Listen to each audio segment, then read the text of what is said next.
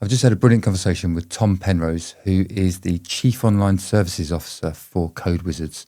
He's responsible for a team of engineers working 24/7, 365 days a year on global hardware and networking. When you log in to play a multiplayer game on your console, there's a chance that Tom and his team at Code Wizards have been a part of making sure that that works seamlessly behind the scenes. And he is a phenomenal expert in his field. And we had a brilliant conversation today about where the gaming industry is, how AI is affecting that, and where it might go in the future. And I really appreciate his time, and I think you're going to have a great time enjoying the conversation too. Tom, thanks for coming in today. We've known each other for many years now. And how long's it been? That is a good question. 10, 15 years probably? At least it was pre-Boulder Shack. Yeah, definitely. Maybe. We've done a bit of climbing together as well. But today is all about what you're doing. And I think, like, we've chatted so much over the years, and I think, like, these podcasts, as we've been saying, is an opportunity for me to get my friends and the people that I'm around me, and like really have the opportunity to have meaningful conversations about what you're doing. Yeah. And I'm fascinated by some of the stuff you've been doing. You're an expert in your field, right? And you are. So tell me, like, just introduce who you are and what Code Wizards is about, and then we can kind of take it from there. Yeah. So I'm Tom. I work for a company called Code Wizards, and really my whole jam is I've spent 15 years in games making all the unsexy stuff work. So if you log into an Xbox or a PlayStation, or you play PC games and you log into a multiplayer game, there's a good chance that at some point I've probably helped or included in kind of running the online servers and everything that takes to make that happen. I started as a techie, did network engineering and DevOps and people leadership and everything, but really the sole focus of what Code Wizards exists to do is solve all of those problems for game studios so that they can focus on making great games. So you can sort of see me as a person that orbits the games industry but kind of helps studios make just incredible games to play. Yeah, brilliant. Do you want to tell me, like, so I know you've kind of gone over it with me in the past, but talk me through what it was like and explain the process that you guys went through with migrating, is it Apex over to AWS? Yeah, definitely. I mean, obviously a big project, right? And there's two reasons why that's a big project. So for anyone that doesn't know, Apex Legends is a huge game from a company called Respawn Entertainment. It's been going probably 10 years now, maybe slightly less. And it was a very exciting game for a few reasons. It was one of the first kind of free-to-play titles that really went huge. So you didn't have to pay for a game, which was kind of revolutionary at the time, and it went massive. It's a first-person shooter from a very, very amazing game team. They just know exactly what they're doing with shooter games. The reason it was huge for us was typically when you launch a big game like that, you launch it and the studio obviously keep doing bits and pieces, but you don't really change the infrastructure that it all runs on. You know, you can liken that to sort of changing an engine in a car while it's going along, or, you know, pick your analogy here, but it's a big change because these games can't be offline. Players are always playing, money is flowing through, people want to, you know, are playing at all times of the day all over the world. It's a huge thing for it to be offline, so it can't be. What numbers are we talking about? I can't remember exactly what's publicly available. You can see if you look on things like Steam stats, you know, we're talking hundreds and hundreds of thousands of players, right? So at any one time. At any one time, yeah, logged into the game, playing online, playing in games. So yeah, huge amounts of numbers really. And it's really hard to do this stuff at scale. If you think there's always someone playing at any point in the world at any time, right? 2 o'clock in the morning, 3 o'clock in the morning, 7 o'clock in the evening, wherever people are. And that stuff has to be available, has to be online. And the migration was a fantastic opportunity to show the world that this stuff can be moved and can be done. So yeah, really great for our team, and just kind of one example of the types of teams we work with and the kind of games that we support and keep online. And again, ultimately, this is about we take away those kind of technical challenges and help the studio just focus on making really great games. That team is so smart. They need to put all of their effort into making awesome content, because ultimately players, when they sit down in the evening and they just want to relax for a few hours, need something fun and engaging and entertaining. And that's what we're here to support. What's that like for you guys as a team? 'Cause did it take 10 days? Yeah, I think the maybe that's a slight. My boss would say a slight lie to children, but the actual migration did take 10 days. But obviously there was a lot of prep work involved in that. We also wrote a bunch of different software to kind of help make that challenge a bit easier. Planning, prepping, what are we going to do, making sure things are working properly, all sorts of testing. So yeah, it was a 6-month project really, but the actual work in terms of like moving the players, less than 10 days. And to be honest, we probably could have done it a bit quicker. The reason it took 10 days is we were very slow and methodical about that. So we start with one region in off-peak time, so when the player count is the lowest, and then move 10% of players. Right, look at all our stats. Is everything working okay? Are we seeing any? Or roll it back if we had any problems. Roll it forward if we needed to, and then very, very gradually we kind of increased until we did all the different regions. So that was a really lovely process actually, because it just meant that we were super confident. So when you're migrating then, if you've got someone in one region who are migrated over, can they still interact and play with people who are not? Yeah. So you've got like cross-system play happening as well. Yeah, well, it's more, absolutely. So you can sort of think of it when you've got like imagine an old system and a new system, right? You've almost got like a sort of load balancer in the middle. So players come in to a matchmaker. The matchmaker goes, right, how am I going to place all these players together based on all sorts of things, where they want to play, what their skill level is, what their connection to the internet is like, whether they've decided to party up with people, what their rank is. All of these things go into a big sort of melting pot. A decision comes out with, right, these 60 players are playing together. And then that system, the matchmaker says, hello, I'd like a server in this location. And at that point, we wrote some software to basically go, right, 80% of the time, depending on the number, send it to the old system, and 20% of the time send it to the new system. Right. And we sort of adjusted those numbers depending on how well things were going or not. So we had a really easy way of going, right, all the new games, put it back to the old system because it's not working, or actually put more on the new system because that is working, and then we can kind of control that rollout. So we did, we spent a lot of time sort of testing that system to make this really gradual kind of really risk-free, migration pattern. As you were initially describing it, I'm thinking of like SpaceX rocket launchers. Months and months and months developing something, and then you just like hit the red button. It's like, hope this works. Yeah, well, but actually, you did have a rewind. That is a way of doing it, right? We call that a Big Bang migration, and sometimes depending on the why would you choose that? I don't know. It gives a good view in your head of exactly what that is, right? But that's the thing, right? It's an all or nothing. And actually, if you have the opportunity to do that kind of slower rollout and more gradual, we'd pick that every time. Sometimes, why would you not have that opportunity? So I'm genuinely like, why not do the Big Bang? That doesn't sound like a good name. So like a Big Bang sort of migration is that like, right, cut it over hard, push. The problem is so many of these things can go wrong. So if you only put 10% of one region over to the new system, and then you find a catastrophic error, you're only affecting, hundreds or maybe low thousands of players. If you hit the big red button and force everyone over, and then you find that error that you didn't catch in testing or this problem, suddenly you've got 250,000 players, however many players at that moment, who are affected, right? So it's all about kind of blast radius.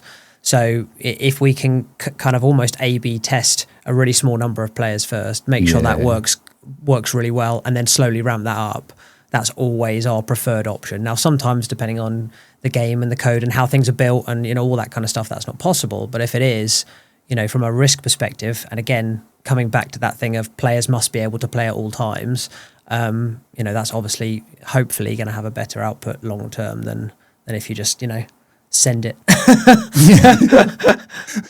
Like cross everything. Yeah. What, like how confident can you be before you do it? Like, can you sandbox it? Can you? Yeah, so quite a lot of that sort of 6 months before was heavy amounts of testing, setting up a development environment if a studio doesn't already have one, doing as much testing as we can.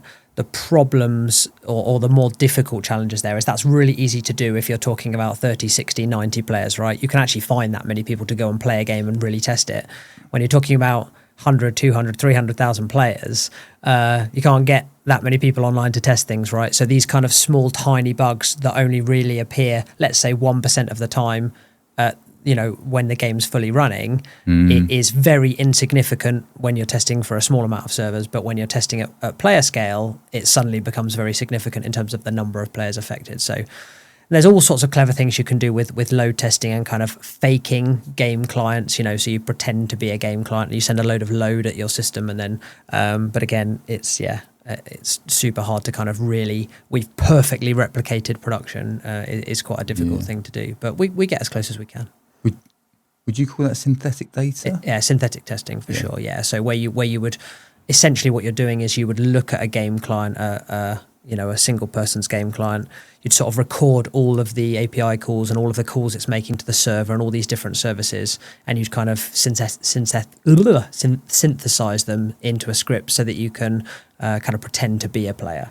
Now, what you can't do is, or what's more difficult is kind of trying to understand what a player might do.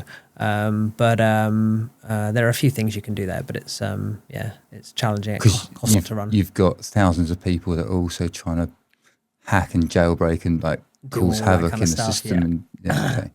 Well, typically players like to cause havoc on their own, right? Whether they're trying to or not, players will always find that one race condition or the one bug or that you didn't think about, but that's part of the fun. The synthetic data thing, I hadn't really spent too much thought on that, and I read about that recently and how much synthetic data we're training AI systems on at the moment, which has created a bit of a whirlwind in my mind as to what that means, and that the synthetic data is synthesized. It's not a genuine thing. That's another subject. But there is, and then the other thing is we need to be super careful about, for all these big companies developing AI, what do we think their motives and methods are? If you've clicked that box very quickly when you first signed up to a service and suddenly realize that all of your data is going back into models to be trained, right, and you don't necessarily want that to be. Those things can and will go into big data sets and be trained on future models. I do want LLMs to be trained on me. Yeah, I'd like the average to be slightly more Tim Miller. Well, that's fine. You can do that. You go and sign up to all these different AI models. I'm not too sure that people have different views on this, right? I know. Yeah. We have one friend in particular who, okay. What does it mean? Because I've been on your. You mentioned a minute ago about doing the unsexy work, and so Code Wizards are doing this phenomenal legwork and back end effort, and you're experts in what you're doing, spending months and months putting this hard work into transferring from one side to another, making sure that everyone's connected, always at the right time, perfectly. But I think of it you get artist assistants, and you got the artist who stands up in the gallery this is my art, it's amazing, it's beautiful, and that's the game developers, sure, and they rightfully so. But then there's the artist assistant who spent hours and hours labouring over actually building it for them. Are you the artist assistant? Do you feel how does it feel? Where do you get your sort of credibility or your reward for it? Yeah, and for us, look, recognition is the word I was looking for. Recognition, yeah. I mean, I think ultimately, if game developers didn't make amazing games, we wouldn't exist to serve a purpose, right? So,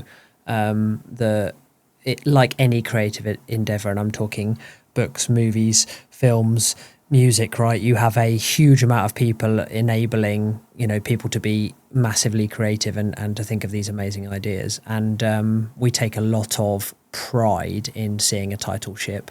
we also feel the pain that goes through a developer when something doesn't go as well as they want to, right? They've put years and years into an amazing game. We think it's amazing. We have a perfect launch, and then just for whatever reason doesn't do as well. Same in the movie industry, right? You're saying, who should get the recognition, the actors or, the script writers or the guy behind the camera in the car chase.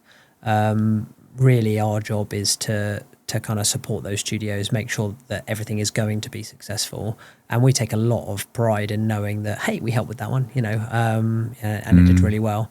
And we also commiserate when the games don't do so well, which hopefully doesn't happen that often, but unfortunately in today's world, some just don't do as well as they want to. So we have the other thing to think about that people don't think about a lot is we have teams of people working 24/7, 365 days a week, 24 hours a day, right? So there's someone on Christmas Day while families are waking up and opening their presents and turning on their Xboxes that has to be there watching, making sure things are online, keeping servers up and running, people on call, right? Every year we send that message of, guys, thank you so much for doing your Christmas Day work. You've enabled a child today to open their Xbox, log into a game and have an amazing time, right? And we take a lot of pride in doing that. It's part of one of the reasons why we do it. So yeah, that's quite when you I suppose if you can feel the responsibility of it, that's in itself is quite a nice recognition, internally.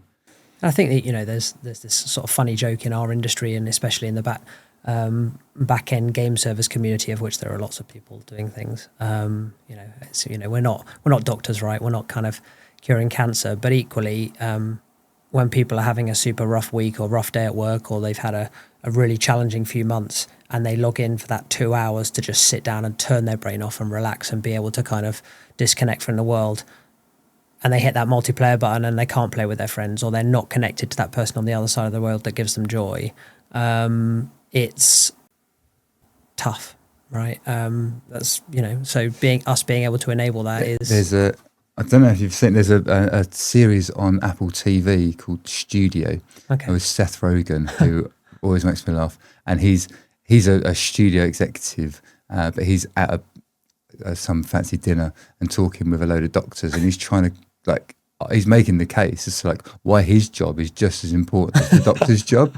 It's the world needs movies. It needs, it's you can go to any hospital and get doctor treatment, but in their in that hospital ward, what's on the wall? A TV show film. I do not think that. Doctors, we need them. They are definitely higher up the food chain, but we can give our little bit back. And I think, I'm just hoping that the support we give allows people to kind of unlock and chill out and, and have their little bit of inner peace. It's a thing actually, on a personal level.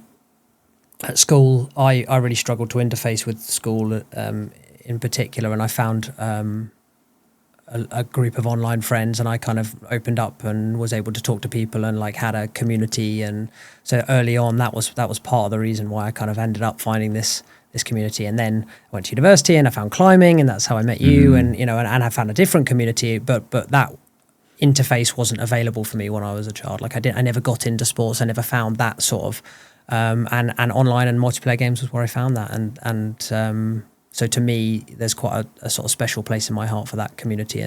And what we've seen in the last 20 whatever years that I've been sort of playing games, probably older than that, must be nearly 30 years now, is that more and more people want to play games, right?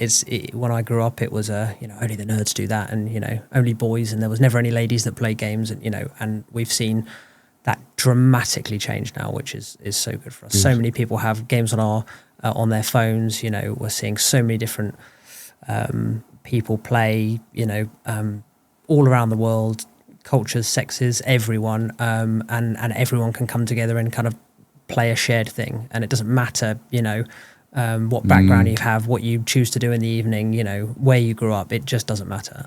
Championships. Yeah, absolutely. Only matters about your skill level. No. So what about then, because anyone who goes to the Code Wizards website or looks at your T-shirt right now, if they're watching this, is going to see it's bright pink, and the brand is huge. It's like it's bold. Yeah. And so you're talking about communities. Like what is the brand? Why? Because we talked about this before, and you've talked about the value and how important it is. Like, talk to me about that, about Code Wizards and their brand. Yeah. Brand. So, I mean, I hope you won't mind me saying this, but our CEO is a self-proclaimed hippie, right? And I think I identify quite a lot with that. With, if we can help make people make great games, like, why should that not be for everyone in the world, whoever they are, right? The first line of our motto, or our little tagline for our company, is just "Don't be a dick," right?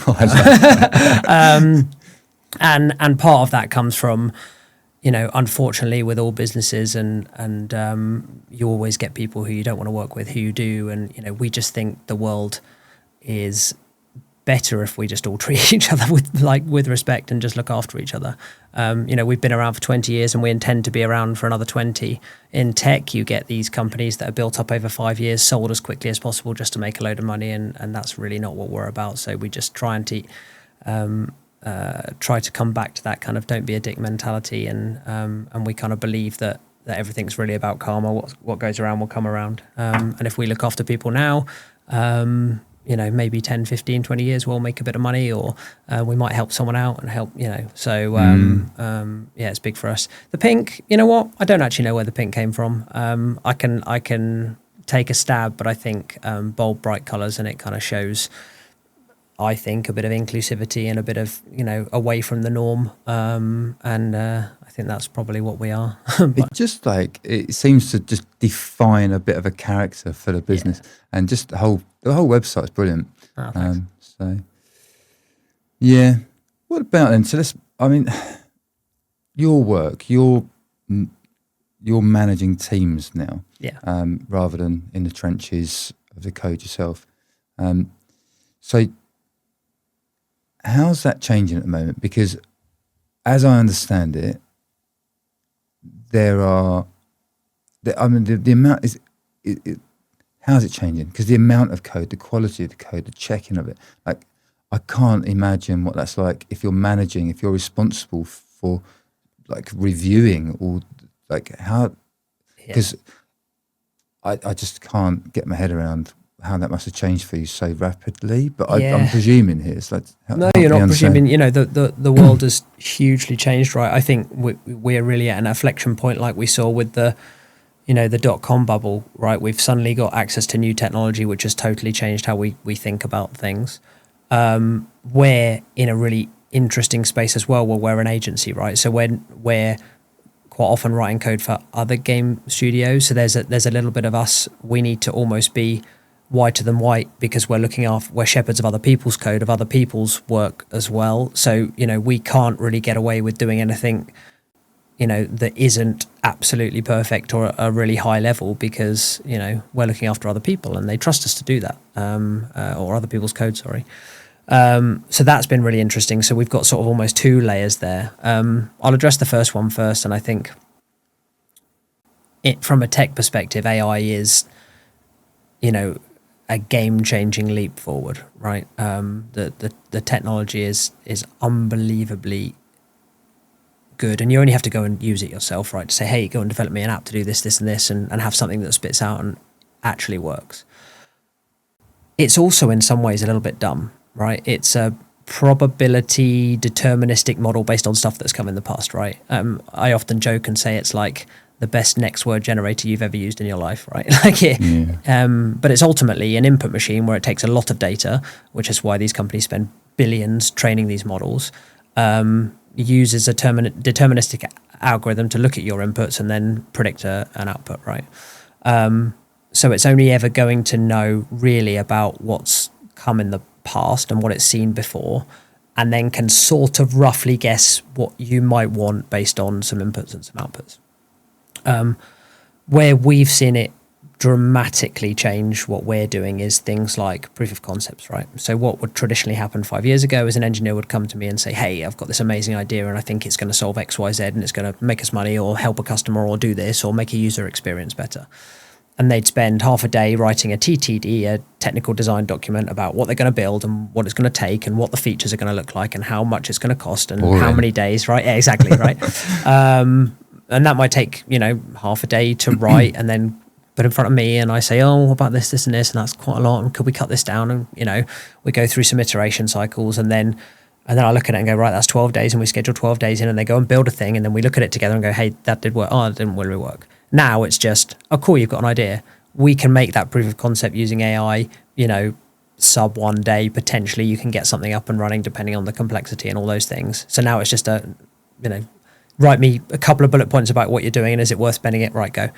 Just produce me something, then let's look at it together. Did it work? No. Okay, iterate. Or if it did work, cool. Right, now we can look at how we're going to build this properly and what that looks like and get that scheduled in, right? So that's been absolutely huge for us. On the kind of, I don't want to say negative side, but things we need to be careful of is we can't, or we don't like using that for direct for customers' code at the moment, where we haven't had that explicit conversation with a customer, right? We're horrifically careful about customers' IP. So if you imagine you're working for a studio and they've had IP that has been, is 20 years old, they're fiercely, strongly need to protect that. We need to be very, very careful about using AI models anywhere near that, because we are not in a place where a lot of these companies can be trusted with all of our inputs, and where are they going to put that data, and how are they, I only saw yesterday, Grok, there was a big kind of 0-day thing where they were accidentally uploading a load of files for your machine into their build agent. I understand that that's fixed now, and there was a bunch of, you could turn it off, and there's a lot of nuances there, but these things do happen when you're writing software, right? Irrelevant of whether a company is trying to do that, is trying to be malicious, which I'm sure they weren't. These things will happen, it's software. But when you include, I've built a business for the last 25 years, I'm Disney, I'm Netflix, I'm whoever, and I've got all these IPs, and I accidentally put that into some model which then gets trained, and then in 2 years' time, someone does a prompt and suddenly gets a load of sensitive Disney info out, or, that is just a crazy thing to think about. So I think where, as an industry, the tools have built really quickly for us to be able to do this stuff, but we haven't yet thought about the governance. The analogy that we often talk about is the music industry went through this, right? They people started heavily sampling tracks to go into dubstep, and we had a kind of new wave dance movement and all this stuff where they'd sample previous tracks, and they made lots and lots of money, and everyone loved them, and they're all in the clubs. And then we went through a 10-year kind of litigation period where everyone went, wait, you've just released a record with my sample on it, you're paying me. No, I'm not. I only used it for 10 seconds. And then we had a whole kind of, industry correction where, royalties had to be paid, and all this kind of stuff happened, and massive amounts of legality and legal fights. And I think we are heading for that with our kind of AI-based IP stuff if we don't build some sort of governance into what we're doing with it. So yeah, two sides of the coin there, and we've got to be a bit careful. It's subtle though, right? Because like if you sample a tune, and you've got I don't know, 4 bars of a tune and you can say, well, that's clearly the original song. Maybe, and then I'm sure like there are courtrooms that are trying to work out, hang on, is that it or not? And so I think the line between, does that character look a little bit like Lilo or Stitch? No, and it's like how much have we borrowed from like Disney's, I don't know, or whatever it is, Pixar's sort of IP? 100%. And then when you put hundreds of billions of pounds on that question for a huge company like Disney, or or however, Warner Brothers, any of the kind of big brands out there, equally some of the smaller brands, right, who have made some amazing IPs, and then they get forked by someone in one of these big companies, right? All of these decisions, but like, we will have this challenge as an industry. It is going to come, and I think you don't want to be on the wrong side of those big arguments. So then, for you guys, then for Code Wizards, you're just having that conversation. So each. Exactly. So when we sign with a customer, we say, what are your guidelines around AI? How are you using it? How do you like to use it? How do you not like to use it? Right? We're ISO 27001 certified, which means that we have to think about customers' data, where we use it, where we store it, all those kinds of things. Some customers like us to use it. Some customers don't like us to use it. Some customers like us to use it in certain areas. By default, we choose not to unless we've specifically had that conversation with the customer. And we've actually built an internal like AI governance platform, which is kind of a shim layer that sits on top of the models that we use, that allows us to see when and where we used AI in what code bases, what versions of the model, and how that's all kind of tagged up, so that if we ever have in 2-3 years time someone say, right, what happened here, where did you use it, what happened, we have a bit of a record for that. So we're kind of, that's in development right now. We're kind of playing with that and using that internally, but it's our way of going, we absolutely want to commit to using this tech. We think we can do certain things a bit faster, and we love to do these proof of concepts, and it helps our engineers out. But need to be really, really careful about this compliance. And some customers just say absolutely not, in which case we're not using it, right? So we're kind of riding this balance between the huge benefits that we are seeing and the kind of negatives that we're seeing and what happens. But even when we are using, full AI development on a project, we always like to keep a human in that loop, right? So no code gets checked into production. No code will ever go to a customer without it going through one of our engineering team. They've seen everything that's come out and been produced. So we're typically using it as a kind of support aid or a research aid or a, kind of way to speed up the kind of boring bits, make us a template, do this, start this project, those kinds of things, rather than the nitty gritty of the work. But try and keep human in that loop to make sure that we're not seeing anything crazy coming out of those models. Yeah, the GDC thing. So I don't actually know what GDC is. What does it stand for? GDC, Game Developers Conference. That we're talking about. Yeah. The show, big show. Yeah. So there was the GDC. I mean, they've given loads of stats about AI and people's perceptions of it, and that developers feel like they're 20% faster, apparently, and that's like the feeling they have. But the reality is that the GDC is saying actually they're 19% slower because of all the reviews that need to go in, because now we're being way more vigilant in reviewing that. So but also they are producing more of it, right? Yeah. So for you, who's responsible for overseeing that, like, how does that impact your ability to do your job effectively and to have that diligence? Yeah, I think what we're seeing in our industry, and I would say this isn't just in gaming, I would say this is in tech, is a divergence, a fairly large divergence between the kind of more junior skill sets in teams and the more senior skill sets in teams. So what we would have before is, when we put juniors and seniors together in a team, seniors have seen this stuff before, they know what they're doing. A junior might work on something, a senior would have a look at their code and go, oh, that's not quite right, or you haven't thought about this, or you're not thinking about like how it fits into these different systems and how it's all going to plug together, so you've kind of missed this and this, and then they'd get some feedback on that, and then they'd review and tweak and go again, right? What we're seeing now is juniors, because they have access to these models which can produce a lot more code, they can put out something that works really well, works fast, they can see it working on their local machine, but they don't necessarily know what they've written or how they've written or what the correct way to architect that is at scale. So we are seeing, and speaking to a few friends in industry and different industries, we're seeing, unfortunately, seniors are having to review a lot more code from juniors, where there's so many, incorrect, maybe not incorrect, but different ways that things should have been done, because there's so much that they don't necessarily know about why the AI algorithm or the LLM has produced it in such a way that the seniors in the team are a lot slower because they're having to do way more of these reviews, but the juniors feel so much more productive because they're just like, yeah, I can code, I'm doing stuff, right? And that's like kind of one example. But for me, what I'm seeing is, I think engineers feel super empowered when they have, a Claude or something like that next to them doing their little proof of concepts. You can move a lot quicker, which is exciting, right? It's fun. It's, I'm productive. I'm doing a thing. Look at this thing that I built, fantastic.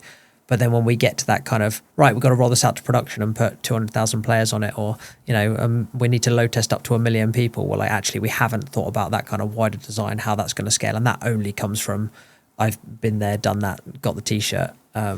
So we need to be really careful about team design, I think, in the future, and kind of how we, and what we're producing. Otherwise, we're going to end up in a stage where our seniors aren't writing code; they're just professional reviewers, and I'm not too sure that's what an engineer wants. long term. Does that?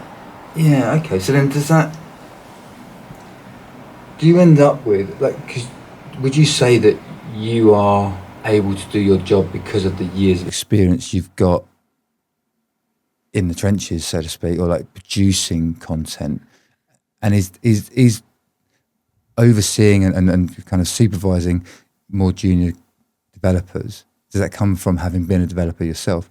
And if so, if we're cutting, what's the progression there? Do we end up cutting off the line of the career progression that leads to having senior coders who know what they're doing in 5 years' time? Do we just where are they coming from? So I was having an interesting conversation with actually a customer who's now become a friend just the other day, and he was saying, I don't know a senior engineer who's really, really good at their job who has not been through a bit of hardship, that really rough project where everything was going wrong, or the 2 a.m. phone call where it was all on fire, or that tight deadline that didn't need to, that we had to think creatively to get sorted.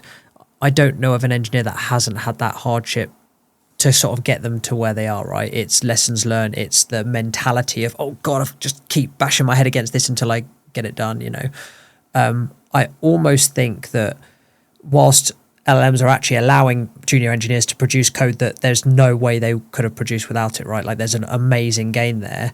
There's a wall you hit where you go, well, when I don't understand the core concepts and the reasons behind why some of these things work, or how you put bits on a wire to send it to a system, or how you do these database calls, or how these things react and scale, you're just going to hit this wall where you can't get further because these things don't work. Now, I'm sure your argument would be LLMs have learned some of this stuff, digested the white papers that say you need to build database calls and scale them in this way and all these bits and pieces. So I think that will improve over time.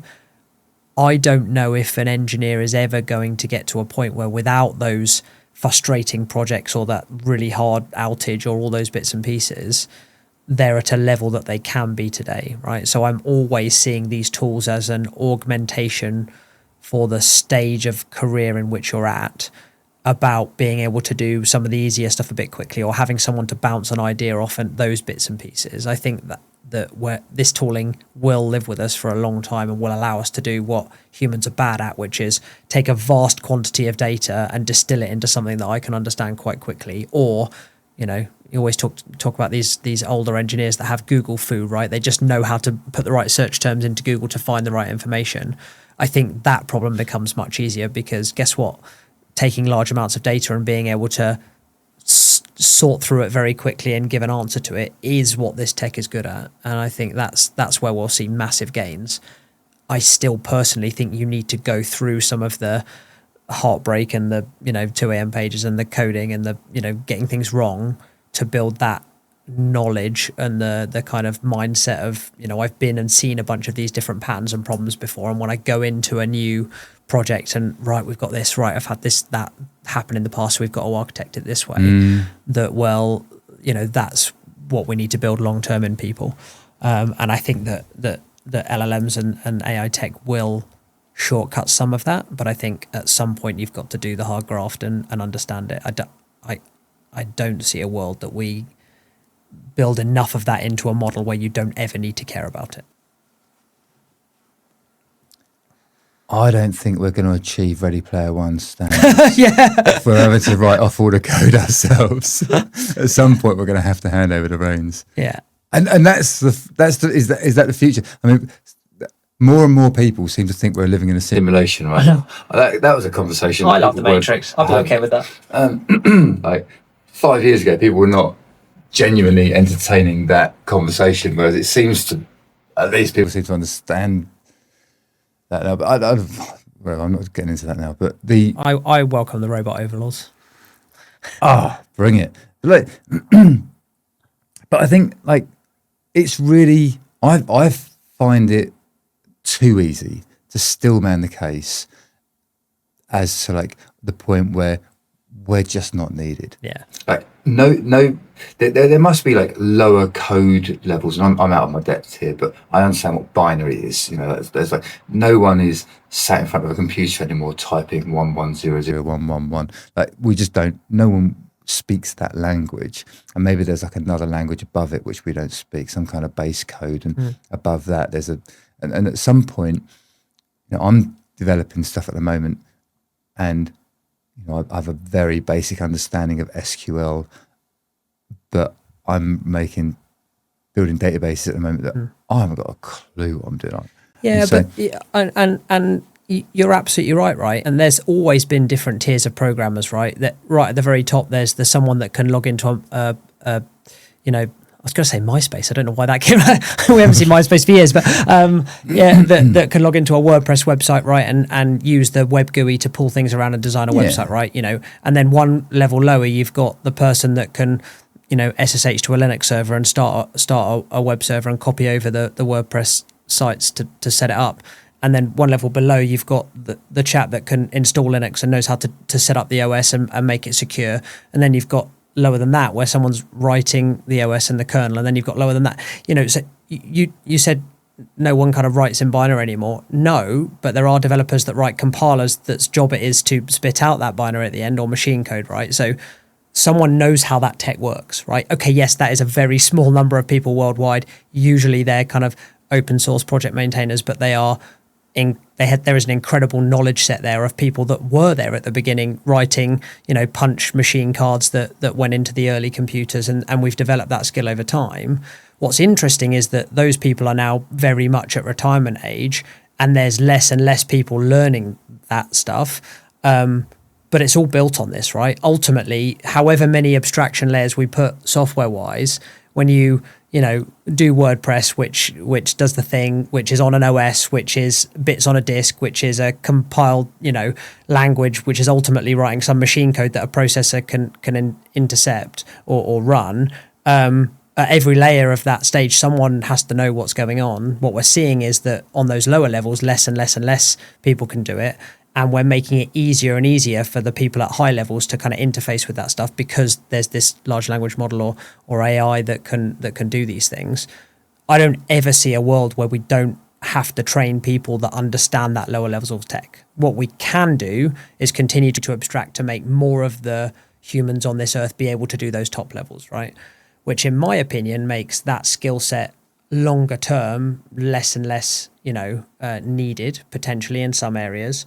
But you're always going to need the engineers that really understand how this stuff works end to end, right? I want to push back on that a little bit, please. And I get this kind of like inverse triangle where you've got the people who are managing the kernels, Kernels, compilers, all sorts, bits on the wire. I've heard these words. But you got all that stuff at the bottom, and I get like the triangle that's going up, and it's getting bigger and bigger and bigger, and the pressure on those people down there who might also retire next year. Yeah. That's a cool thought, to just kind of work out where that's going. But we've found ourselves in a place where we're using physics in our world today where we don't really understand it sometimes. We don't I don't know to what depth we understand the quantum world, but we're able to kind of leverage it a little bit to our advantage. And we don't fully, I've yet to hear someone who can say, this is exactly how an LLM works nowadays. Yeah. It's kind of getting to the point where we don't really understand it. Although we can kind of we have to explain it through analogies now, right? Yeah. And so is there a world where we're creating games, and this is Ready Player One perhaps, this is where code is getting created, because LLMs at the moment, we've got AI systems that are communicating with each other, which when left untethered will start communicating with each other in communication styles that we don't understand. So they're developing their own sort of communication standards, which is, some people would say is worrying. I don't know. I think I'm fascinated by it, but it's definitely exciting and interesting. But is there a world where, that it gets to a point where we don't really know how these games are produced anymore? We don't know how this these systems are really kind of working, but we know how to kind of tame them and control them and steer them, and that I'm coming at this from a very non-technical perspective, and maybe I'm talking absolute bollocks, but like I feel, does that track? I mean, is that a I future? think, well, I think it's the same as, you talked about right? Like, 2 years ago, you didn't really know how to code. You couldn't do bits and pieces, but you've had access to Claude. Yeah, but you've had access to Claude, and you're able to produce like work that you could never do before, right? Yeah. Do I think that will happen in the future in games? Absolutely, right? Like that, we've got models right now that have consumed and understand games and can produce Unreal Engine code to be able to make a game compile, right? Do I think that will produce high quality games that people want to play?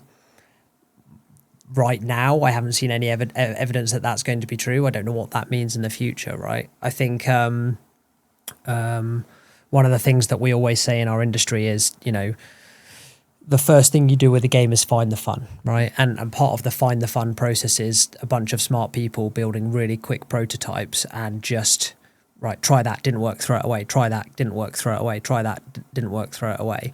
And we go through a lot of that process very quickly. I think AI probably could be fitted into that process for someone that's got a clear vision of what a type of game they want to produce or how they want to do it or how they want it to look, feel, smell. We talk about this concept with, what is truly creative, right? Ultimately, games are art. If you took a painter and they took a Dali and a different, and then combined them and made their own, is that truly creative? Is it not? Does that painter then get, told by the painting community that actually you just copied these two people's work, or is that a truly unique work of art? Like there's a difficult conversation to be had there, right? What I do know is that I think an LLM can only take what it's seen in the past, combine, tweak, change to produce something new, right? It's not capable of doing anything, in my opinion, truly creative, or what I think the definition of creative is. But yeah, I don't know. We're getting a bit philosophical here. It's gonna pretty quickly. Yeah. And that's quite often when films are described, and it's like a new film that comes out, they're like, it's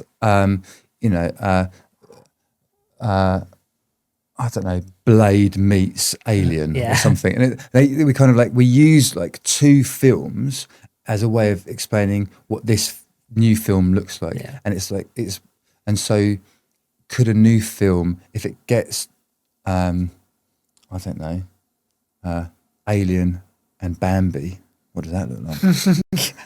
That'd be wild. I totally agree with you. What I think though is that there's a lot of subtlety there, right? Is it reasonable for a human right now to take Blade and Bambi and make, I don't know, Destroyer of the Forest 5? Yes, absolutely, right. That might have the artistic style from both films put into one, right? A cartoon and I'm so distracted right now. I just want to see that film. Get the AI out. We're doing it now. Then what also comes as part of that is the character design. How do I want it to feel and look? What is the dialogue going to look like? All those different pieces. I'm not certain that you can ask an LLM to do all of those bits and pieces, which again is posh next word predictor from stuff it's seen in the past, and combine all of those to make something that's truly creative, right? I think what's the creativity part of a director or a script writer taking those two thematic experiences, then on top of that having their own input on a character design or their own style, and then making the dialogue, sort of truly unique because of, things that they're thinking or feeling. That's creativity. I'm not too sure that a system that produces only things that have been seen in the past, right, into a smashing together all these bits into a new thing is the creativity. I think the creativity is, I like these two styles and I'm using that as a kind of thesis to then build on top of. Do you see what I mean? I don't know, maybe I'm articulating it badly. No, I get it. But again, I think the tools there, show me what a style of Bambi would look like with this on, for being able to quickly iterate, or for being able to, or give me an idea that does, quite often I will use LLMs at the moment to go, I know I want roughly this, but I can't get my mind started. Can you just give me a few ideas to like think about a thing and sort of get the creative juices flowing is hugely valuable. And I think that will improve and help and speed up our industry. Yeah. And so 3 previous conversations I've had here, I've seen that there's a real, it matters to people whether they know it was produced by AI or not. And so whether it's food that got produced by robots, and so if Domino's, some of the studies that have looked into food production companies like Domino's, and if they transfer over to their pizzas being made by robots, that somehow that detracts from the joy and of the pizza. And so actually at the moment we're seeing Starbucks that are rolling back some of their automation stuff to make it more personable. And then literature. So the New York Times did a study where they released out a load of different blocks of text, and you had to vote whether it was written by AI or human. And it was like 52% of people. They asked you, what did you prefer out of the 2 things? And out of the 5 sort of questions that you were asked, 52% of people preferred the AI written content. Music that's going on at the moment, which is phenomenal. People love AI music when they're told it's made by people. And then when they're told it's made by an AI, they're like, oh, it's disgusting. And it's the same like when I'm cooking a spaghetti bolognese for my kids.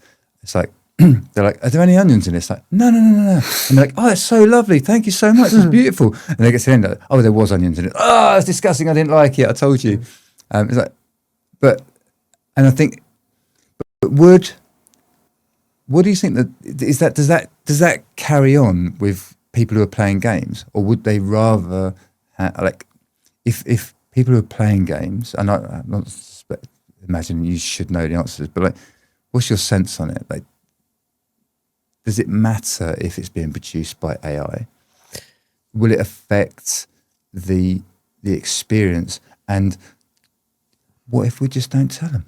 Yeah. Or what if they don't know? Because like, how would they know? Because it's done in a studio with a coding, and so I don't know. It's just come out of the studio. Yeah, it's. This is going to be one of the questions we have to answer as an industry, and I don't think it's just our industry. I think it's music, it's movies, it's painting and all that kind of stuff. I don't know. Maybe I'm a bit liberal, left hippie on this thing, right? But I think when you look at a piece of art, whether it's a game or whatever, there's a whole experience that comes with that, right? It's the painter's emotions, it's the game designer's kind of voice of the 1,500 games they played in the past, or the thing they didn't or did enjoy in their childhood, and those little moments that they wanted to craft into that experience, or those analogies that they told, right? I think the whole reason we as a human race like art and culture and that enriches our lives is because we're essentially going, these are amazing humans that can produce experiences that make me feel things, right? I think when you apply an AI lens to that, there's an inherent, like, I'm no longer connecting with a human, right? I'm connecting with a machine that knows about a bunch of stuff that humans have done in the past. And that's, in my opinion, a very different experience. But yeah, I see what you're saying though, right? Like, how are we going to know, and what are you going to do? Yeah, and my answer to that in games right now, and this may well change as models improve, is that there are a bunch of, I haven't actually played many AI made games, but we have done things like little proof of concepts and little demos and those bits and pieces. And you can, I think, see patterns that have happened on stuff that has been done in the past, where you can go, oh yeah, that feels a bit wrong, or that feels not quite right. So there's an interesting, we worked with a company recently, they're a sort of new startup called Meaning Machine, and they're doing a really interesting, they are using LLMs in games for non-playable characters. with this idea of yeah. Run that one by me again. So when you're in an RPG game, right, and you go up to the goblin merchant and you know he gives you a quest, this company machine are tying in language models into that goblin kind of chatting to you so that you can get unique experiences talking to a character, Right. and then also taking game inputs in to know, right, if you stole that other character's money back there, the goblin's going to give you 2 fingers because hey, I watched you rob that guy, or you know you slaughtered that boss in a certain way, and so it's going to change the interaction. But their view on it is I think really interesting, which is, you know, you start with this thing of like, oh yeah, just put an LLM and everyone will have a slightly different experience. And then you go, well, actually, as a game designer, do I want every player that's playing my game to have a totally unique experience, right? There's a shared experience in going, actually, we all got to the same point and like, actually, what did you do with that bit? Oh, I did this thing and I did this thing, right? People love that community, but they want to have their own tiny little unique edge on it, right? So their software actually takes an LLM, gives that flexibility, but keeps it on guardrails. Like it has to follow this story, or it has to do these certain things, or the character like is always going to mention this. So it's about like using that new technology and making that experience slightly exciting and different, but like keeping it on a shared path so that people can go, yeah, what did you do on that level? And how did you change this? And like what, you know, and I thought that was a really interesting analogy of really what you're talking about, right? Which is if we let this thing go wild, you know, it's people are almost like, oh, it's too kind of futuristic and weird and everything's, whereas actually if we use the technology for what it is and we keep it on the storytelling guardrails, actually that's a much better experience, and we're using the technology to make something new and exciting and innovative without, you know, just kind of making it feel like it's just reproduced content from stuff that's been done in the past. Because that's the thing. It's like where, and I maybe overlooked that multiplayer aspect of it. Because if there's, I wonder, here's the thing. So there was a study that looked at jazz being played live, and it showed that the musicians that were playing and the people that are listening live, as the music's playing, that there's a slight synchronization between their sort of biometrics. So heart rate and breathing rate would not like fully align, but there was a slight alignment. What, between the audience and the yeah. Wow. Right. And so there's a genuine connection between what we're doing. Now I'm thinking, well, if they're just pushing buttons on a thing, like you're dealing with a computer, but you're not. You've got a headset on, you're talking with someone else, and you have a connection with another human being as you're going through that. So yeah, like that shared experience is... yeah, and even on single player games, right? Like, you know, we're going back a few years now, but like we're talking Pokemon in the playground with Game Boys, right? And you'd have that shared experience in the playground where your mate would come out, oh yeah, I did this last night. I think, you know, and then you will go home, and then you come in the next morning, what did you do on that boss? And right, go and try that. I'm going to tell. This will make all of my gaming friends laugh, but there was a game called Age of Empires. It's a top-down thing, and my mate gave me a demo disc when I was super early on. My family never had computers, so I was like figuring that all out on my own. Mate gave me this Age of Empires test. Try this; it's really brilliant. You'll love it. And I put it in, and I started playing this game, and I could not figure out how to move the units. Right, and it turns out you right-click the button, but it was just I'd never played that type of game before. It was not like I didn't, yeah, embarrassing to look back at now, but like then you go back in the schoolyard the next morning, it was really pretty and I saw it all, but I couldn't figure out how to do it. You're an idiot, right, do this instead, you know, and you have that shared connection, right, then try this, and then, you know, from there I was away, and, you know, but that you know, even when you're playing a single player game, that kind of connection to the game, and more importantly to the community of gamers around it, is quite important, I think. And that doesn't mean, you know, I'm not anti-AI, and I think we can utilize this technology in certain ways, but I don't see a world where it replaces raw art and the thought process and you know, humans wanting to ultimately tell a story to another human, right? Games is a medium for that, painting's a medium, that music's a medium to that, but that whole thing is us telling our experiences and stories and something we want to communicate out in the world to other humans via a medium, right? So for some people that's getting onto an Xbox and pressing buttons, for some people that's sitting in an art gallery and looking at some people it's just listening to music, but I don't see a world where machines ever replaces that, because art was developed, or developed whatever many years ago with cavemans and drawings on thing to ultimately interface to another human. And I think if we put a machine in the middle of that, we lose that connection, right? And I think part of that is subtlety. Which is just, that humans are so complex. We don't understand our brains. We don't understand our entire world. So there's all these tiny micro things that we can't yet replicate into a computer to make it feel really authentic.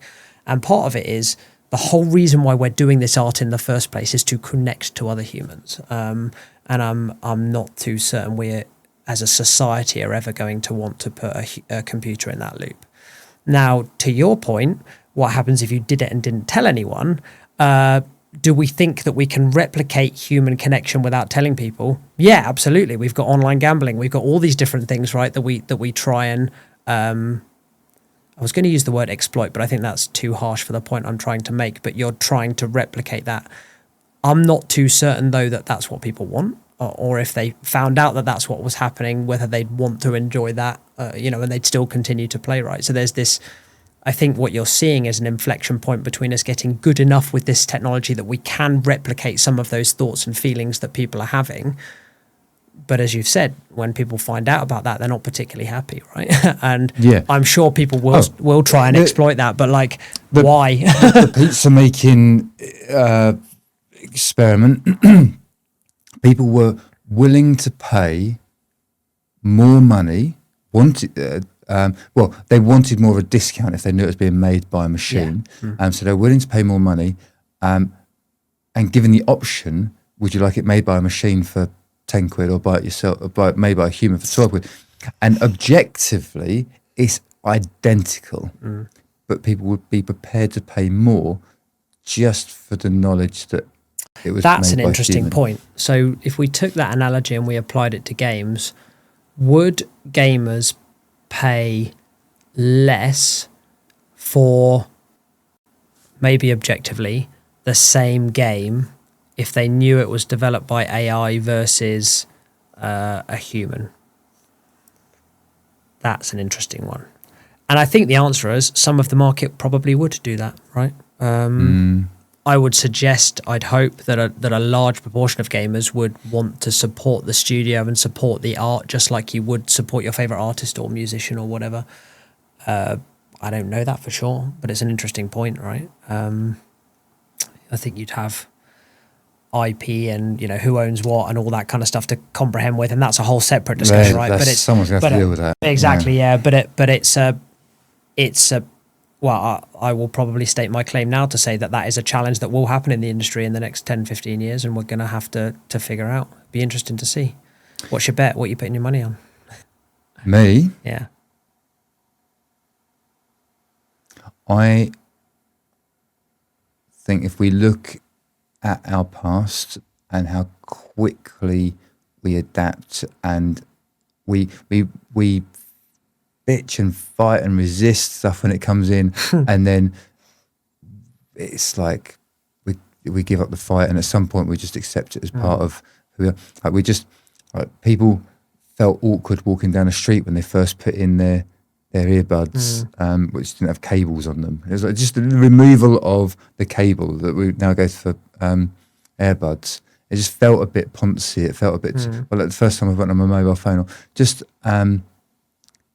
silly little things like the technological advancements that we kind of resist and feel a bit awkward with at first, and then it just becomes normal and we're okay with it. And I think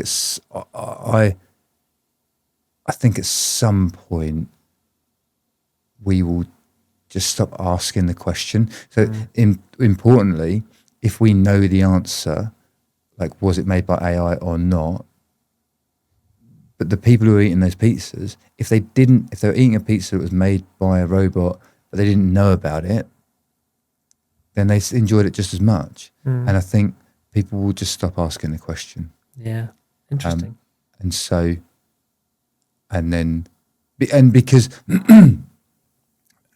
Because of just commercialism, like there is an advantage to using AI, and people who are using AI will develop things faster and quicker and potentially better by some metric. Yeah. And I mean, so, I think we're going to get some of that. I think we're already seeing in the industry what folks are referring to as AI slop, right? Where you can just design something and shove it out there. Part of me, maybe my inner part is thinking the same as you, right? But the opposite at the moment is like, fighting back that kind of change. But I don't at the moment, with the technology that I'm seeing, see it producing the next GTA, that high quality storytelling. I'm assuming it's going to be high quality, by the way. It's not out yet. Now, but no, just come out. No. The next GTA is later this year. But no, what they've pushed the release date back a few times now. Surely not. Yeah. But that next level of amazing storytelling. But I think also part of me, rightly or wrongly, I spend all of my days pretty much talking to incredible humans in studios who are doing amazing things and telling these awesome stories, right? So I think my empathy kind of naturally sides me there. And I'm not yet day to day seeing the technology at the quality that it can produce, that kind of stuff. Does that change in the future? Who knows?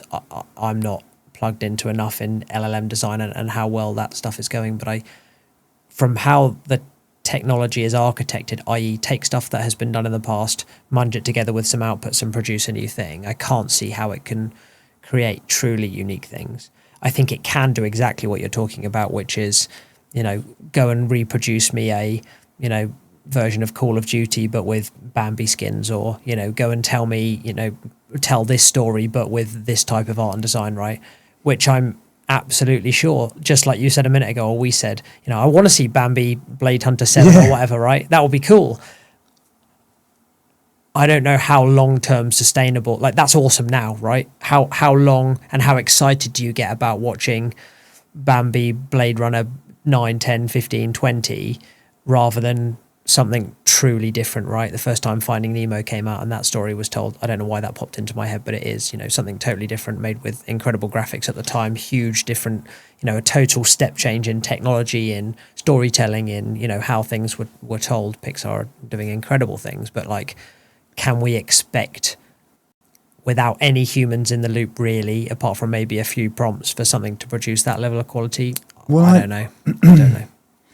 So just in terms of whether the quality, and look, I am fully on board with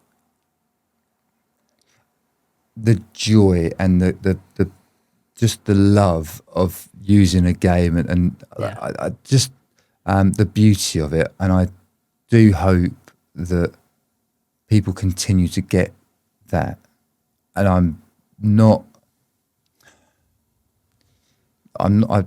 overly. It's not whether I care or not. I think I can sort of see the past to the AI just taking a bit of a lead role there. I think, here's the thing, this sheet of paper is 0.1 millimeters thick. Fold it in half, 0.2. Fold it in half again, 0.4, 0.8, right? How many times do you have to fold it before it's thick enough to go between the Earth and the Moon?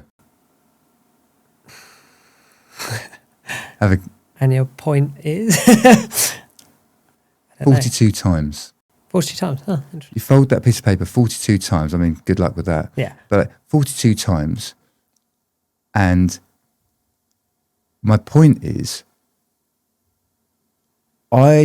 human brains can't really, I certainly can't properly conceptualize exponential growth. And the growth there's a prediction thing, AI 2027 as a website, which was made last year, and it's predicting where we're going to be next year. And so we're kind of like in the middle of their prediction, which is, at the moment, we're looking like we're pretty much on track with the predictions they made. And this, I'm maybe misrepresenting this. I think it was a few people who were like part of the sort of original sort of AI sort of godfathers with ChatGPT. I'm not too sure. but what they've produced is a pretty good prediction. And if we look at where they're going on their prediction, by the end of 2027, so in 18 months' time, the exponential growth they're talking about is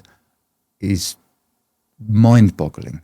Like, go and have a read of that page. It's mind-boggling is maybe one, so maybe like pretty scary as well, in terms of the rate in which it can produce stuff. And so, like, and I wonder, like, for me, I'm thinking like generative games. Like, can we have games that are literally generating the game as we play it? Like, can it be literally writing itself in response to what we're doing? And I want, like, so that it's almost like on another level. So, like, it's just, we're talking about, can we produce games and then roll them out?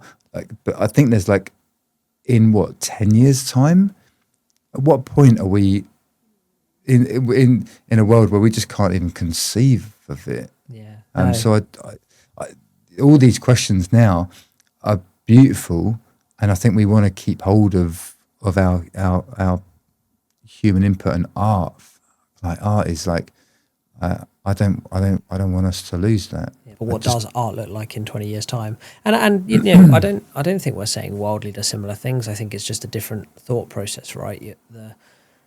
Do I think that games will be different in 20 years' time because we have this new technology?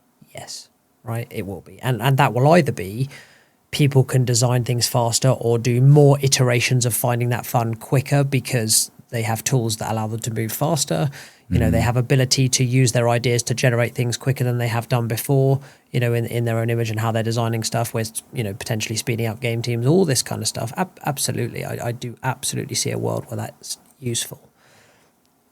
You talk about generative games on the fly, right? And I'd refer you back to our previous chat about the AI NPC stuff. I think, can that technology exist? Absolutely, right? And we've actually done some of that in the past. We've had people explore different games where you can go to unlimited numbers of universes, and we procedurally generate a new world every time based on, you know, different characteristics and bits and pieces. Oh yeah, there's hundreds of games out there that have tried to do that, and in most cases, there's a very small number of people that love that, right? Because they love I can play this game infinitely and nothing will change. But most people don't enjoy that experience long term. You play it and you think, oh, that's really cool, and you play it for 20 hours and then you put it down, right? But there is people like a game because they can go through 15, 20, 100 hours of story, get to an end and feel an achievement, right? I did this thing, I followed that journey, I found this path, I found this cool quest or the different thing. But there was kind of an end point. The story was told at some point, right? And I kind of got to the end of it. And again, you have that shared experience with people. I don't know if something being completely infinite is a thing that would engage humans long term. But what I do know is that if we look at, in fact, I was playing it the other day, Tomb Raider, right? One of the originals. Oh, really? Before, but yeah, they did the remastered version, and we're playing back through it, and it's amazing. Versus the new version of Tomb Raider, and all of the technology that led up to that, rendering changes, graphics changes, you know, CPU changes because we've done more there. And I'm assuming in the future, some people have used LLMs either in games or as part of the development process or part of the ideation process or whatever. That will help us make better quality games, right? But in my opinion, a human will need to be in that loop to use that technology to kind of take advantage of it, to tell that story, to make that art. I don't know if I just see machines talking to machines to you know, talk about new game ideas, to make one and to publish it and to get it out there, right? Like, although I can absolutely see a world where someone tries that, right, and tries to put it out there and says, hey, I'm an amazing game designer and I did this all on my own, and I think that's going to be an interesting legal and kind of... Well, that's me at the moment. Yeah. Not like for games, but like, you know, I've got a piano behind me. I bought that piano when I went to university. And I thought, I'm going to learn whilst I'm at uni.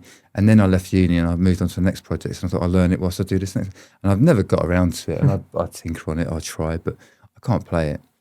And in the same way, I've always wanted to be able to code. I've always kind of played around with it and tinkered with it. But one day I'd kind of like to think that I might have been a coder in a different life. And it's almost like if I could plug myself into the Matrix and like just like Neo, or not Neo, or whatever it was. Anyway, like upload how to play a piano into my brain. Yeah, it was Neo. Yeah, there you go.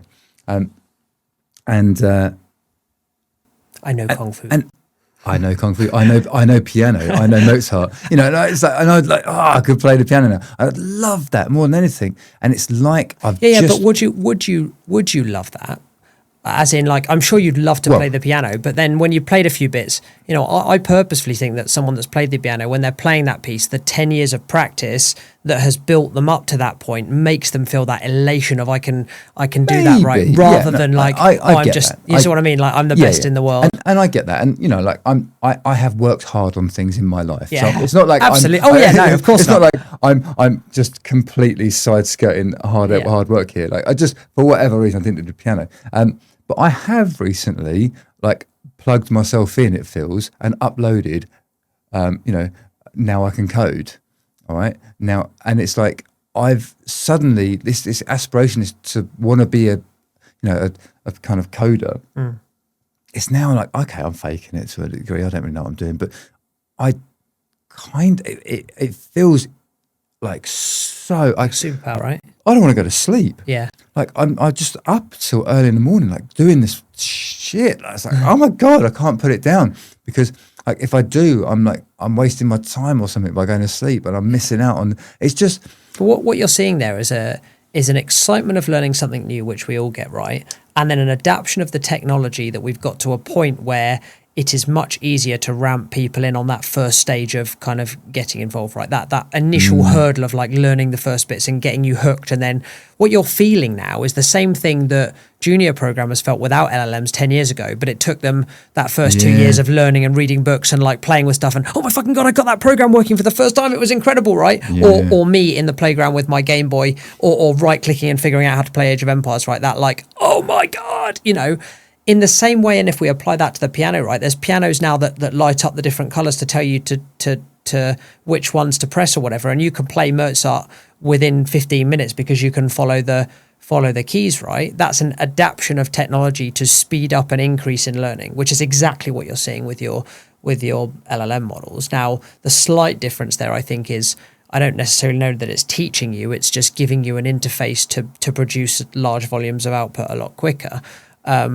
I don't know if we went and got you a job at a technology company, whether that technology company would then in a year's time go, yeah, he's definitely a senior programmer and he's absolutely, you know, because not a chance. Exactly, because you haven't learned all the concepts around it. But the technology absolutely is there to, as you said, right? It helps you on board much quicker. And I'm sure you've picked up a bunch of things where it's not worked and it didn't work. And oh yeah, that's because I didn't do X, Y, Z, right? You're learning, right? But you're learning in a way which is easier to interface with, easier to understand, feels more fun to communicate with. So we're just adapting to how we're using that technology, right? And I need someone like you to review what I've done, because... Well, at scale, right? Not if it's running on your laptop when you're having a play, you know, at that level of building tools, you can QA your own work, right? But it's different when you're building it at hyperscale. But I don't... That feeling doesn't need to be a bad thing, right? I'm not saying that LLMs that give people that work, you know, this amazing technology, right? It's incredible. I'm just not certain that what it's done is made a load of programmers, right? Or you know, it's just an interface to a quicker route to learning that technology or producing output that we haven't seen before, and we're learning as a society to kind of integrate that new tooling, just like we have done with all this other technology, right? When we first made concrete, when we made wheels on cars, right? As you said, there was a horrible period where people went, oh, I'm not using a motor vehicle, I'm quite happy with my horse, right? We're having exactly the same step change now. But I don't think that us inventing the motor car versus a horse meant that suddenly the motor cars were inventing themselves and talking to each other, and you know what I mean. Like, I think this is just another piece of amazing tech made by incredible engineers. And this particular one is on has accelerated the level that we're doing things in a much more hyperbolic way, you said earlier, than other technologies that we've done in the past, right? We've had similar things with hardware design, right? CPUs and memory in the past where we've come across this stuff. I think the next phase there is going to be when we kind of look and feel and see quantum computing at a real level. Like we're already doing incredible things there, but like when that becomes a thing that we can put into household items, and yeah, it's amazing, right? Like, but again, well, we will feel the same with that technology shift as we do today with LLMs. This is all just, we learnt more about our world. We've built these new things, and we're going to have all these horrible conversations about what is and isn't right for people, and who uses it, and how do we use it, and what are the legal implications of using it, right? Which we're going to go through in the next few years on LLMs. Well, I don't think it replaces what it means to be truly creative as a human, if you see what I mean. I think it just adapts the way that we can produce that type of artwork and how we use it.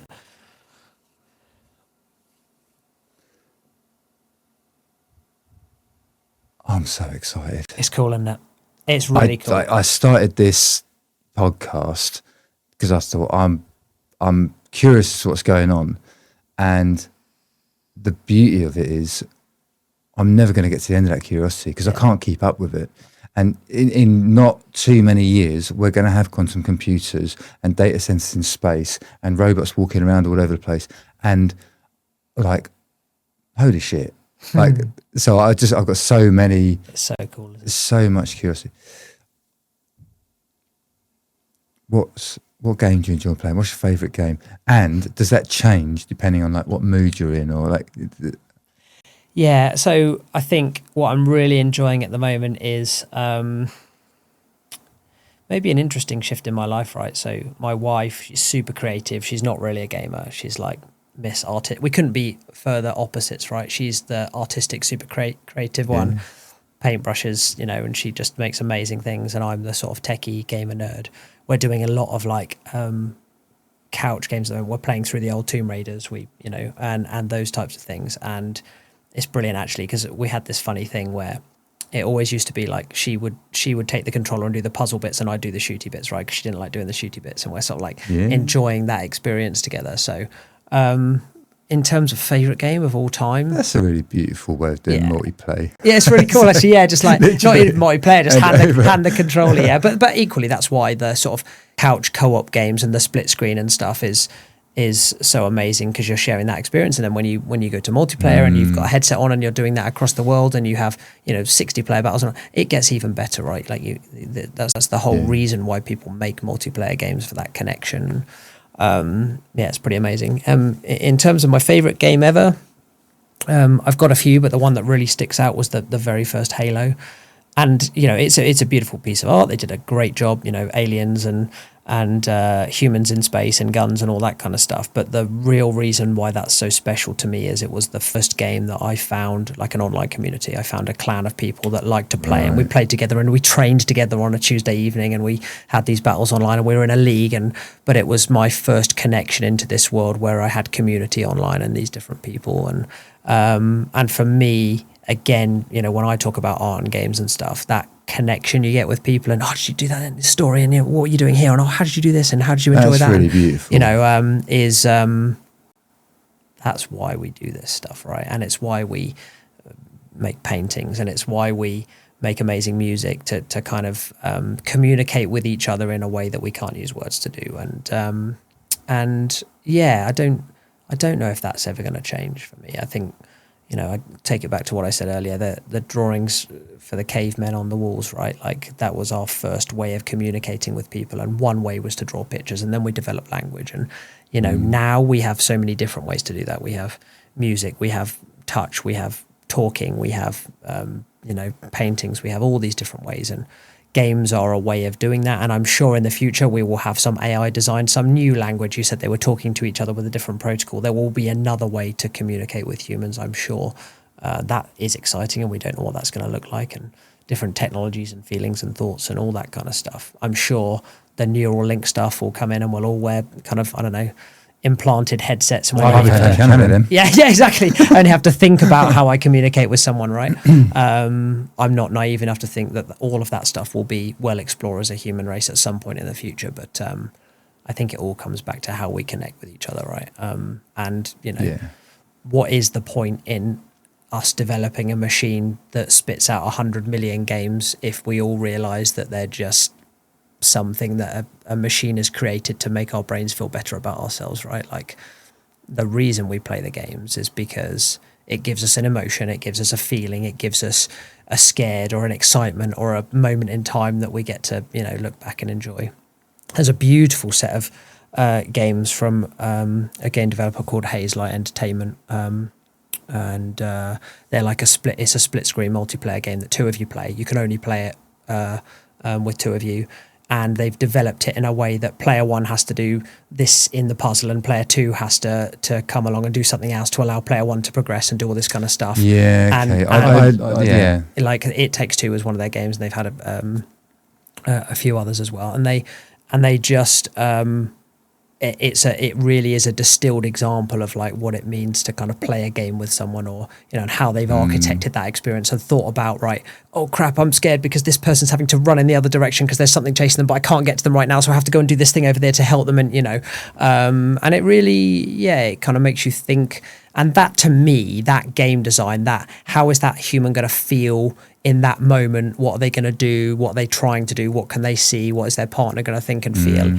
Is where the creativity comes in, right? And game engines and LLMs and tools and all this stuff is a way for that game designer to think about something a bit differently, or do it a bit quicker, or make the quality a bit better. But it doesn't distill from, ultimately there's a human sat there going, I would like someone to feel this way, or someone to do something this way, or and just anyway, that was a long way, a winded way of me saying those types of experiences are what really excite me. And again, back to the multiplayer thing, being able to do that with your friend on the other side of the world because they live in Australia, or being able to try it with someone new that you haven't done, it's just amazing. I think it's a really nice way to bring the conversation kind of to a bit of a close around just that, irrespective of everything we've talked about, the work you're doing, Code Wizards, but just multiplayer games that are just bringing millions of people together, and these little outcrops of people who are going off and training on a Tuesday night. That's like beautiful. Yeah. And I think, irrespective of how those games are made, and jury's out perhaps, or maybe for me at least. But yeah, it does seem like the future. We want to have that connection. Yeah. We want to get together, and that seems to be the most important thing in my mind. And it's really, it's cool what you're doing. So thank you. You did make some notes. Was there anything else you wanted to bring up? Yeah, and thank you as well. Right, like I think it's interesting. Just before I have a flick through there, the technologist in me, when I think about these new tools, has two parts of me, right? There's an insane excitement, like what you said, right? I sat down the other day to just build a little tool to make my life easier for something, and I was genuinely gobsmacked at how quickly it produced something that would just work. Right now, when I've had a look through that code, it hasn't produced it in the right way. It's done some weird stuff. It's using some database over here it didn't need to do, but like, that was 5 prompts. I spent 20 quid a month and got the Claude subscription or whatever, and then could produce that like infinitely quicker than I could have done that myself, right? That, as a technologist, to me, just like blows my mind. It's incredible. And then on the flip side, there's always a little worry, right? Is this thing going to take people's jobs? Is it, how am I going to make sure my teams are safe? How am I going to make sure my customers are safe? If one of my team just accidentally uses this because they've forgotten something or whatever, right? How am I going to provide a little bit of governance over that? Should I provide governance over that? All these questions come up, right? And we're at an inflection point, which is all of these companies, Amazon, Google, whoever, are trying to figure out how the hell we interface with this new thing. Just like we did when the motor vehicle arrived, just like we did when, we managed to launch people into space, just like we did when we had the first set of, x86 processors, right? It's just totally different tech. And humans are pretty freaking smart. We'll figure it out, right? And typically we can see humans tend to long-term find the right way of doing things, right? We're fairly self-governing mostly, but it's hugely exciting. It's isn't it? hugely Isn't exciting. it? Yeah. I think we've pretty much covered everything. To be honest. Yeah. Well, dude, I really appreciate you coming in today. I know it's like midday during a work day, so thanks for coming over. If people wanted to find you, where could they go? Yeah. Or are you hiding? Yeah, no. So yeah, come and find us via the Code Wizards website. I'm on LinkedIn, Twitter. Yeah, any of those things will get through to me. You can probably see my email online. But yeah, reach out. Always love having these chats. Love talking about technology. Love that I've ended up in games and can do this with some super smart creative people. I think the biggest thing for me is I've always been a fairly empathetic human at heart, right? I love humans and connection, and that's why I ultimately ended up in technical leadership. And then games kind of adds an extra level on top of that, right? Because there's an emotion that comes with things that we produce, and then recently diagnosed as ADHD, and so the whole world of live servers and keeping things online and stuff is super exciting and fun. And but when I sit down and I look at the team that we've built and what we've done in the past and how we've connected those players together, I'm immensely proud of our whole industry and what we've done and those experiences that we create. And maybe if it's come across as a slight defiance against AI at the moment is because I never want to lose that human incredibleness that we see on a day-to-day basis with what we produce. Now, in reality, the technologist in me says, I don't think we ever will, right? This is going to be another tool in our toolbox, which admittedly is rapidly going up and to the right in terms of how quickly it's developing, but it's going to be another tool in our toolbox, which will continue to allow us to make amazing things. And I'm sure will unlock a bunch of things that we never thought possible in terms of what we could do in games or how we had games or types of games that we produce. Well, that's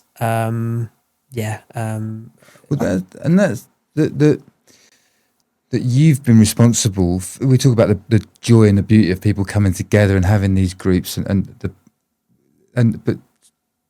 to be able to have the sense that you've created some of that, you facilitated that for people, that's pretty cool. Yeah, it's awesome.